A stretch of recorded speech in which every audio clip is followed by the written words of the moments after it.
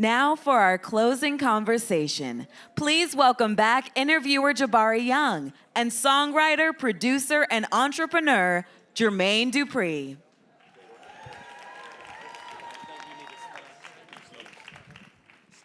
I thought Jermaine was behind me. He's coming. Did he want to leave? There you go. Yeah. What's up, y'all? Jermaine, man, thanks a lot for coming in, man. This is your city, so thank you for having us in Atlanta, Welcome to Atlanta. Yeah, man. Why you didn't bring Ludacris with you? I don't know. Yeah, man. I mean, listen, your career, man, as we sit here and closing this thing out, y'all have a good time? Good.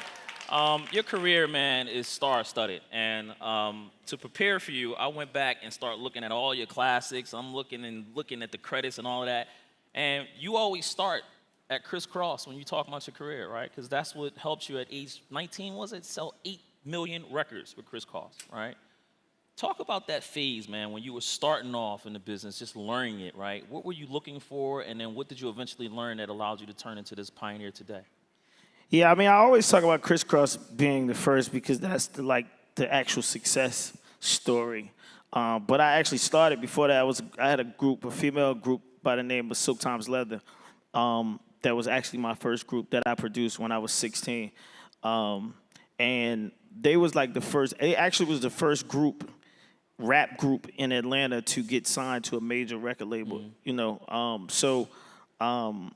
that was my first project of me just getting a taste of like being in the music business and getting money for the first time and being able to just like finally just like breathe and be able to just work on the records that I wanted to work on and work on the music the way I wanted to work on it. And then that kind of like carved me into wanting to understand more, right? And then that's when I found crisscross so I was 17 when I found crisscross. Yeah. And listen, the journey is crazy because you were the first crisscross. You want to do Chad, you had to live in Brooklyn and all that to kind of, for final, listen to the Combat Jack interview, man. That's a classic, right? But, you know, you're going through this journey, man, crisscross, the brat, all of this talent that you're getting. But I noticed one thing throughout your career, man, you seem to kind of just live in the moment, right? And I flash back to the story, but when you made Money in a Thing. You're driving to the airport, right? When you get the concept of this song to pick up Jay-Z, talk about living in the moment, man, and just kind of looking around you so that way your creativeness can kind of be enhanced. I mean, I feel like those are the best records for me, just because when I'm writing songs, I need a therapeutic way to, get this out as opposed to just sitting in the studio. You need a space where you can talk to yourself, like crazy people, you know what I mean? I do it in the car. I talk to myself in the car, You need a space where you can talk to yourself. Now that I'm older, I take these walks every day. Mm-hmm. So I walk for like 5 miles every day, and it's time for you to have a conversation with yourself. And if you want to write songs in that period, then that's usually what helps me, at least get the thought across. The pressure of like, so here's this plane, Jay-Z's flying to Atlanta. I don't actually have an idea for what I want to do, but I've called him to come work. And it's like, okay, I'm in the car. I gotta figure this out before I get to this gate. To the concourse. And I just start listening to his record, and I'm listening to his music, and I'm trying to like bring this all to life in I live off Old National, so I'm trying to get to the airport. So y'all know how quick this little trip is. This ain't really, I ain't got that far to drive.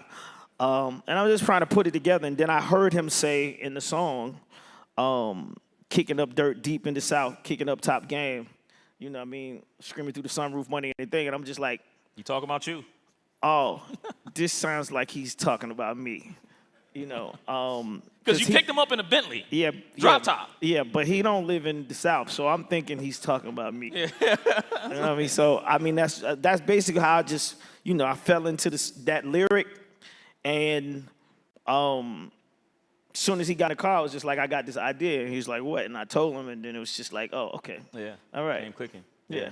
What's it like running the music empire today, man? Running a label, because, you hear all the time people screaming independence, independence, independence, and There are artists who are like, no, I like the label check, right? Here you are in the middle of it, an icon in yourself, right? How are you navigating this changing business, especially with generative AI kind of impacting things? I navigate this business in a different way than anybody else. And I don't know if anybody of y'all have been following me recently, but I've been doing these things where I go on Twitter and I ask these questions and then I go live. And I'm just starting to just try to see like where this younger generation is going. And what I've learned is that this younger generation in the music industry, they don't understand that you can't do any business without education of the business, right?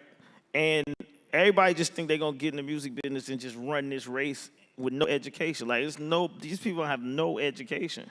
And it's not school. I'm talking about education, educating yourself about the business that you want to be in, right?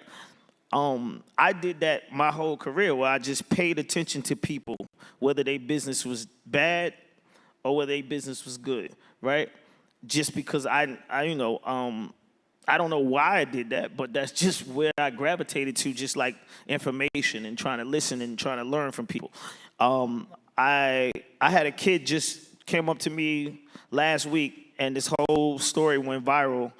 I was in Linux Square and I was shopping, and he walked up to me and he said, "What can I do to get next to you?" And he was like, "I'll pay you $10,000 to listen to my music." And I was like, "What?" Wow. Did you do it? And when he said that, I was like, "You're not from Atlanta, huh?"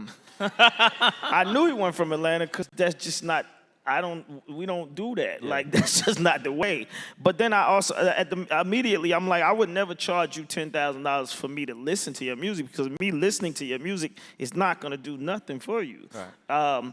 It might give you a sense to know that, oh, okay, Jermaine Dupri said I'm good, but you still got a battle to go.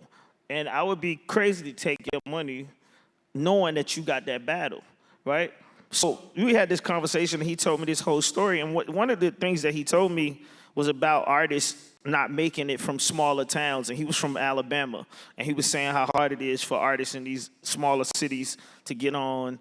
And that's why he was here in Atlanta. And I started realizing, damn, that's why so much traffic in this city now, is because everybody keep moving here, but they tired of being in their city. Sidebar. Anyway, so he said this, and it threw me off, right? It threw me off. So I went to the studio and I wrote this tweet about it. And I wrote a tweet about it, and I asked people a question, is this actually accurate, right? And a lot of people basically were saying, yes, this is what happens in these smaller towns. This is what's happening in these smaller cities, smaller towns. Fast forward, the next morning I woke up, and this whole story had went viral. Right? This whole story had gone viral. This kid told JD he'll pay him $1,000 to listen to his music. Everybody wanted to know, did I listen, blah, blah, blah. I posted his record on my Twitter page without, I didn't take his money. I just posted his music. That's the least I could do. That's not even nothing as far as I'm concerned. Like, yeah. I'm just posting his music. And he was actually much better than I thought he was going to be. And that's why I put it up there. Did you take the 10,000? Huh? Then did you take the 10,000? Nah, I still ain't taking 10,000. So this kept going. It went on Spiritual World. It went on Shade Room. It went on ATL Top 20. It just started a whole viral pickup by itself. And this kid got $1 million worth of promotion. Because of you. For asking me. Yeah. To do it for $10,000. So I'm getting to this part that I'm trying to get to. So I left and I went to LA, and they started doing these polls on these sites saying, should Jermaine Dupri sign this kid? His name is Heard. E. Heard. And it's like, should you sign him? I saw all these things that said 90% you should sign him, 90% you should sign him. So then, the businessman in me said, okay, let's figure this out, right? I called him and I said, yo, I'm trying to figure this out. Let's try to make a deal. And I said, who's your lawyer? You know what he said? I don't have one. I don't have a lawyer. And I'm like, damn, like, this is your moment right now. This is your moment. and you out here moving around, you out here, you want to pay somebody $10,000, you want to do all this work, but you don't have no education about the business. You don't even have no lawyer to talk to that's going to tell you if I'm going to give you a shitty deal, right? I'm not going to give you a shitty deal, but you don't have nobody that you can talk to that should tell you what to be looking for, right? And that in itself was crazy to me. It's like that's the thing that I think that this younger generation, they got to focus more on educating themselves on the business of the business. Yeah. Well, did you tell him, did you hook him up with a lawyer? He still ain't got no lawyer. He still ain't got no I'm lawyer? not going to, because it's a conflict of interest for me to find him a lawyer. He has to find his lawyer. Yeah. I've been doing this since I'm saying 16. I know the do's and the don'ts. And I'm going to just, like I said, this is my life. I bleed this, right? So it don't take me nothing for me to tell somebody what they need to do, and if they don't do it, that's their problem. Yeah. Well, I heard if you listen, I'll listen to your music for $10,000. Just call me up, and I'm sure everybody in this crowd will listen to your music for $10,000. We're not Jermaine Dupri, but we can tell you if it's good or bad. I mean, and that's what he's looking for, that's right? What he's looking for. That's what he's looking for. So deaf, man. Where is it at today? Listen, you've had so much talent come through. So much talent you may have missed out on. I love the Left Eye story, how you lost her on the deal with TLC and then they bounced. But how are you dealing with that today? Like, where is So Def at today? I think that we're in a time where brands are the thing. If you're a brand, that's the thing. It's the brand. People pay more attention to the brand, right?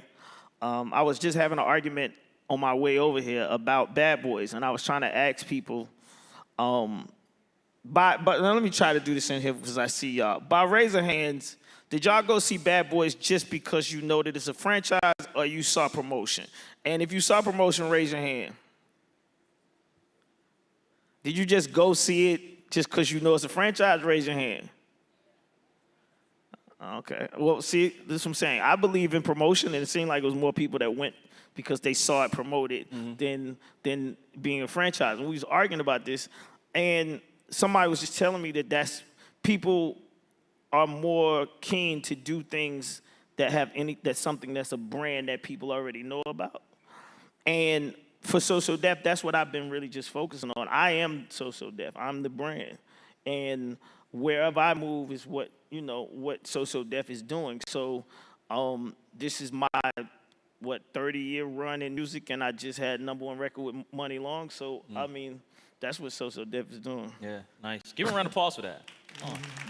I know Teddy Riley, man, is one of your biggest mentors, inspirators. He inspires you a lot, and you've really kind of followed him over your career. And I remember listening to Teddy on a podcast, and he was saying how his moment was when he had to go out to California to work with Michael Jackson, and Michael was really getting on Teddy for not telling him if he was bad or not. Like, Michael wanted to be great, and if he was bad, he wanted you to tell him. But Teddy picked up so much in that session with Michael Jackson. He made that album with him. What was your Michael Jackson moment? Was it Mariah Carey? What was your Michael Jackson moment where you're in a session and you're picking up so much and it's able to make you into a better producer? Aretha Franklin. Wow. I was in the studio with Aretha Franklin. I flew to Detroit, and Aretha Franklin she came to the studio and she was like, "Listen." Was it a pause after that? Listen. She said, "Listen, I left some food on the stove cooking. I'm going to give you about 5 tracks and I'm going to go home." And I was just like, wow, okay. And then she got in the booth and it was Aretha Franklin. And I'm just like, I'm not about to tell Aretha Franklin nothing. Like, what do you tell Aretha Franklin? Yeah. And this was like the first time. My studio's was in my house. My mother lived with me. My mother seen everybody come to the studio. Biggie, Snoop, Mariah, everybody, Usher, everybody. Jay-Z was She there? never said anything about them. I went to Detroit, was with Aretha Franklin. My mom was calling my phone like my girlfriend. Like, what's going on? What's happening up there? What's going on? What y'all doing? And I'm like, oh, okay, I guess I made it now, because, but Aretha, she did the same thing to me. She said, it was one point where she just kept singing this part, and I was like, well, you just do it again. And I wasn't like, I was just actually just saying, let's do it again, just so she feel like she was working, because she's Aretha Franklin, like. And she hit the glass and she was like, listen, boy, And she said, I didn't fly you out here to Detroit for you to watch me sing. Watch me sing. If you ain't gonna tell me what to do, I'm gonna go ahead and go home and fix my food. And I was just like, oh. And at that moment, that's when I realized what my job was.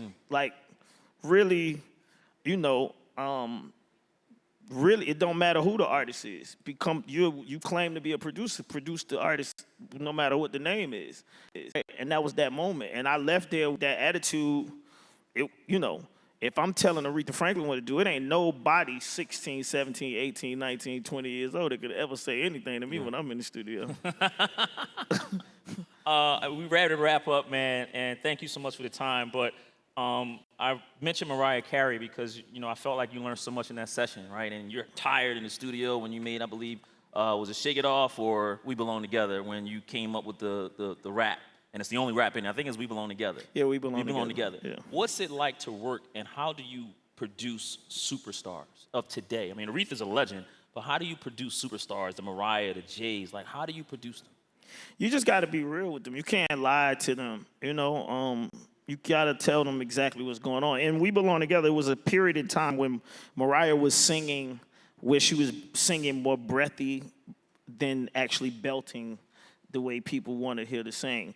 And it was that moment where I had to, like, am I going to say this or I'm going to let this just be whatever, right? And as a producer, your job is you're the person that makes sure that the people hear it the way they're supposed to hear it, right? And if you don't make that decision, the final product is on you, right? So I had to have that conversation with Mariah and be like, listen, if you don't hit the high note at the end of this record, it's not even gonna matter. Like, this is what the people want. They want to hear this. And I know how you want to do it, but I know how they want to hear it, right? And it's a tough, it's easy for me to say it right now, but it's tough. Like, telling her at the moment, while right? she right there, like. Did she cuss you out? Oh, God, let me figure this out. Right? And nah, because I'm very much like, this is my job. Yeah. You can, if you want to get mad at me, that's cool, but at least I'm gonna go down in the fire doing the right thing as opposed to just sitting there watching it burn down. Yeah. Best advice that you can give CEOs in the crowd running their own company about what trait you need to make it a good or great company, what would you give them? Find your own teaching about what it is that you're doing, because I have a way of how I got into the music business that people always think that, my dad was in the business and he did this for me and he did this for me. And none of that actually is the truth. I actually started, like, writing raps for a radio station. And I just paid attention to the fact that if I write a jingle for the radio station, they might play my jingle. And it's nothing for them to play a jingle because it doesn't look like an artist is trying to be a rapper, right? So it's a sneak way for you to get into the music business, or a sneak way for people in your city to hear you. And people don't even realize that I did that. And I was like, and these are things that I just started finding more and more little ways to break an artist, to find ways to bring artists to different things. Look at the entire spectrum that's happening. Don't just pay attention to, like, V103. I was going to Georgia Tech radio stations. I was doing everything that I thought, if I couldn't go through the front door, I'm gonna go through the side. I'm gonna go through the window, right? Because somebody's window is always open. Yeah. You just gotta find which window in the house to slide through, Yeah. right? And that's just my mentality, and I kept that same mentality all the way. And I feel like anybody with a business, you have to find that for yourself, because majority of people today, I find, they just following what somebody else did. You can't follow what the next person did. Because they don't know where the hell they're going. Well, they just don't. They not you, and Yeah. you not them. You got to do what you do. Yeah. Get you out of here, man, on this Good to Great. Jim Collins wrote the best business book for me, Good to Great. If you haven't read the book, I tell you all in the crowd, read that book, Good to Great. Phenomenal business book. Good to Great. Jim Collins, phenomenal business book. What's the difference between a good artist and a great one? Oh, man, good artist and a great artist. Great artists don't stop trying to be great. A good artist is good with, it's just really that simple. They good with what they hear, and they good with just that. A great artist will, like, listen to something that's good already and make it better. Like, might take it home and be like, you know what? I could do this better, right? And that's them times when you sitting there and you watching that artist and you like, it sound good. But then they'll say, I want it to be great. You know what I mean? And great artists just do a little bit more. They work a little bit harder. They stay at the studio longer. They get up and work out. They got a regiment that other people don't have. And you can automatically see that when you speak to that person, they tell you what they about to do in their day-to-day operations. Absolutely. Jermaine Dupri, a great producer, super producer. Give it up for Jermaine Dupri.